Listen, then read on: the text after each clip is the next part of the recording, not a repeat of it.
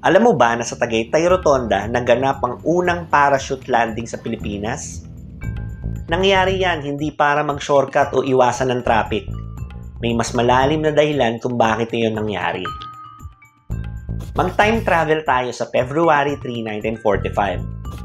Mga sundalo ng 511 Parachute Infantry Regiment ng 11th Airborne Division ng US Army ang inatasang pumunta sa Tagaytay Ridge bilang bahagi ng Operation Shoestring.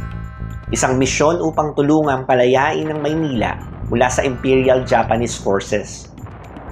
Dito sa Tagaytay Ridge, sa lugar na tinatayang ngayon ay Tagaytay Rotonda, naganap ang unang parachute landing sa Pilipinas.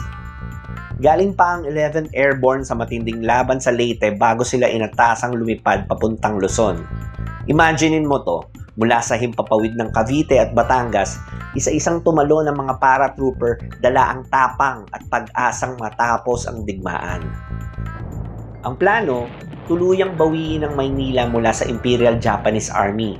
Sa southern route, Tagaytay ang naging daanan at drop zone patungong Maynila. Bukod sa mga paratrooper, ginamit din nila ang glider landings at iba pang paraan para maging mas flexible ang kanilang operasyon. Ngayon, isang simpleng historical marker ang nagpapaalala sa mahalagang pangyayaring yon.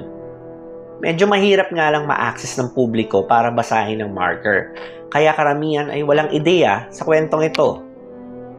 Kung papalarin, sana'y magkaroon ng paratrooper na simbolismo dito at sana'y magsimula ito ng mga makabuluhang usapan at dagdag na awareness. Kaya sa tuwing dadaan ka sa Tagaytay Rotonda, may bago ka ng trivia na pwedeng ibahagi sa tropa.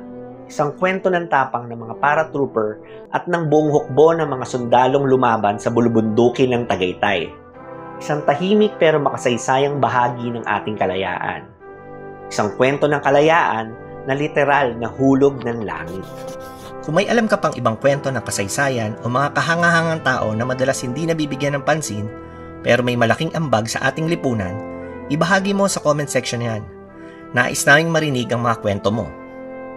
At kung gusto mo pa ng ganitong makabuluhang mga kwento na nagbibigay ng halaga sa ating kultura at kasaysayan, hit that like, thumbs up button at share mo ito sa mga tropa mong mahilig din sa ganitong klaseng content. Hanggang sa muli mga kasyudad, salamat sa pagtangkilik.